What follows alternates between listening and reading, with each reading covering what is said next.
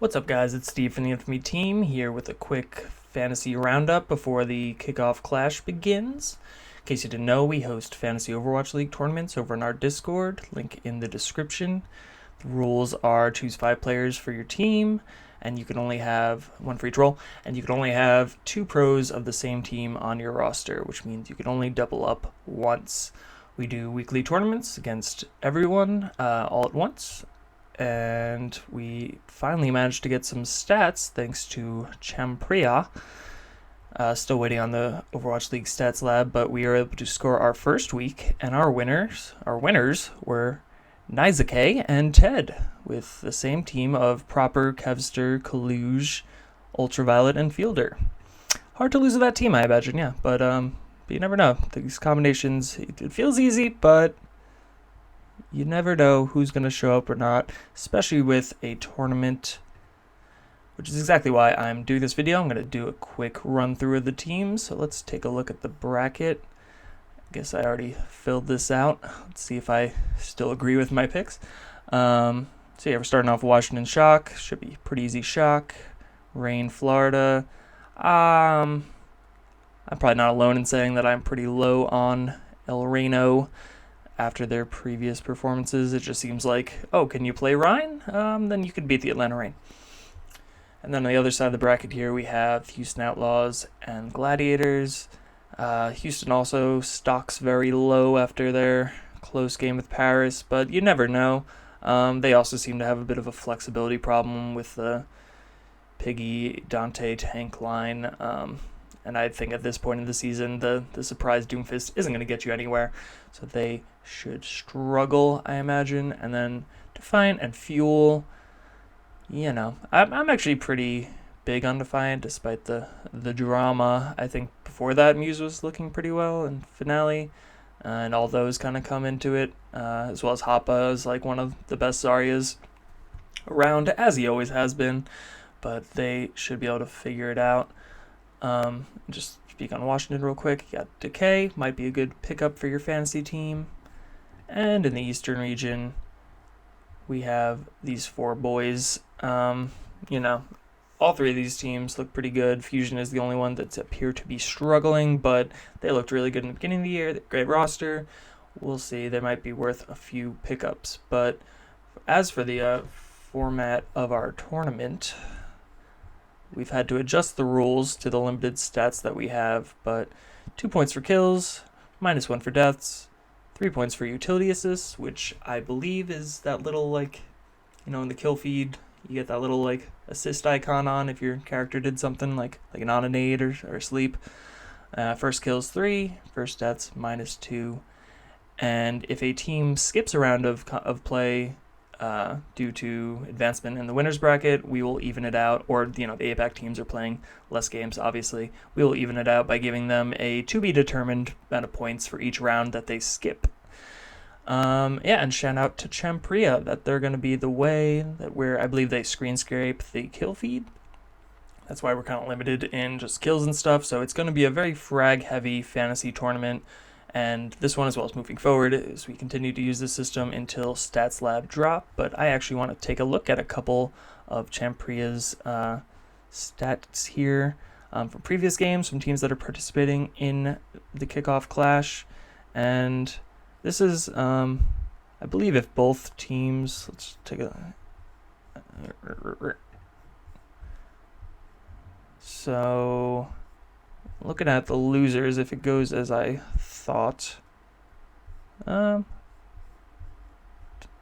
guess they won't play each other, but it's still good to look at as both Florida and Atlanta are in this bad boy, and this will help give you some context on how people score in this fantasy system as we're still working out the scoring in the spreadsheet.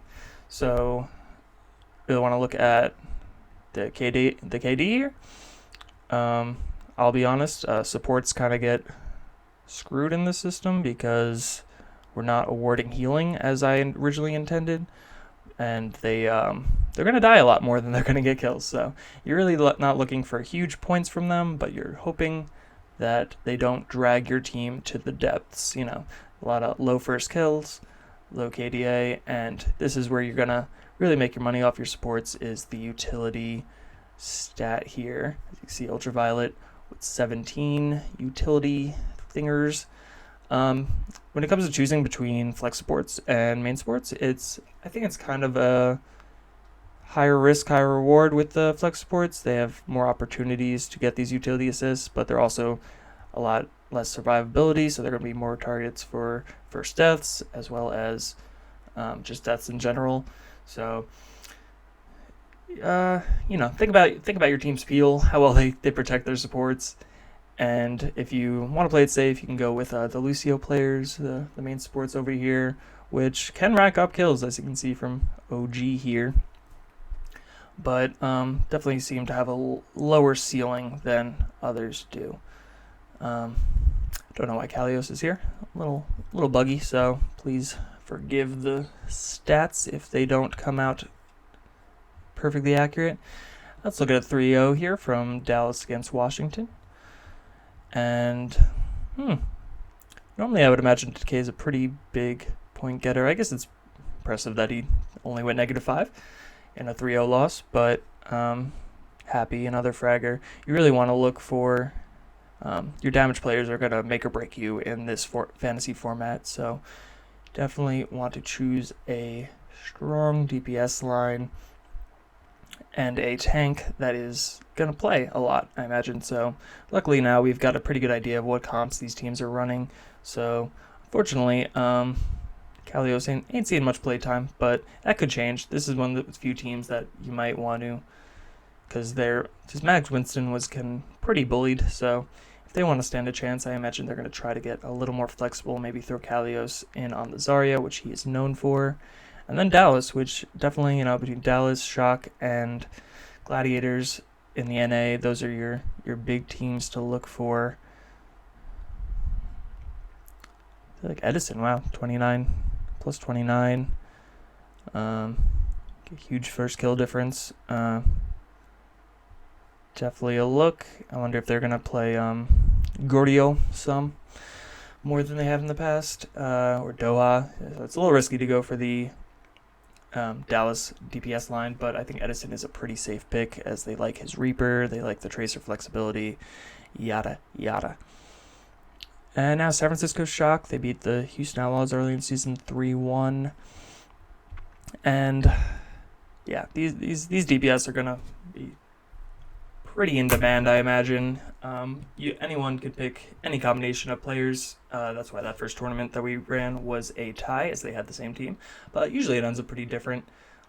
Maybe less so. We're planning on incorporating a salary system as we do with our Fantasy Valorant tournaments, so it won't be as easy just to pick the best players. But this tournament, I would definitely try to, if you can snag an upset tournament team that is going to go further and surprise everyone, those would be some good players to pick. But, again, risky. Might better just go with the safe bet of choose Shock, choose Gladiators, choose Dallas and Shanghai. But you have to choose which team you're picking 2 from, so a little challenging there. Who you think is going to actually go the furthest and perform the best.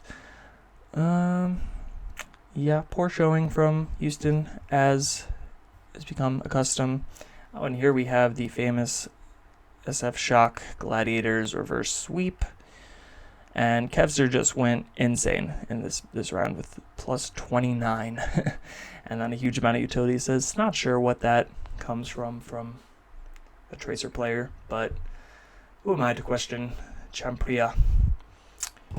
And as always, Proper, just amazing. Kaluj is a very popular tank. As you know, he's going to play every game, and you expect the Shock to go far. But if they do kind of perform less than people are expecting, that might be a trap. Finn and Violet, also very popular picks. I don't know what he's doing there. But I'm actually considering, I have Shu right now in my team, but I'm considering switching him for Funny Astro. Look at this, pretty good. It's pretty good for a support player. And I feel like he'll definitely die first less. Like, if you're going against Gladiators, you are gunning at Shu with everything you have.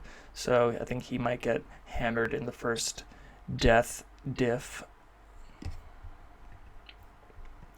And two more teams playing that could surprise you. Either of these teams could go a little further than they're expecting, even though no one's really expecting much from them. Hisu, very good. I guess Hapa didn't play this early on, but like I said, he might be a good pickup. You can take a roll on the Dante Doomfist. Merit, I think, is performing well. Pelican, not so much. And I would avoid the support line, honestly, because, yeah, who knows? It just feels like a dice roll. And once again, another top two teams in NA. Edison again with a great performance. Sparkle, not so much. But, yeah, I guess they did win, but by the skin of their teeth here. Fielder's a popular pick because, he's obviously really good, but remember, we are not scoring healing, so I'm not sure if he's the most frag-heavy support player. And look at Geo, breaking even on the kills, and, scoring pretty decent. And then back to Gladiators again. Kevster is just insane. Definitely going to be one of the more popular DPS picks because they kind of always keep him in, and he always performs, so... But it's really going to come down to how the team around him performs because, one man can only do so much. And Reiner might also be a good tank to look at as he seems to be getting the primary slot over space. So definitely something to consider. Who do I? Yeah. It's really a tough bracket to predict. I guess I really hope these two play each other. It'd be tragic if one of them just burns out and we still have to wait for them to play against each other because I think they are regarded by most people as the top two teams, though Gladiators is certainly in the mix. But that is it for NA. Let's jump over to APAC. Let's look at the bracket first. This is a much easier bracket to look at.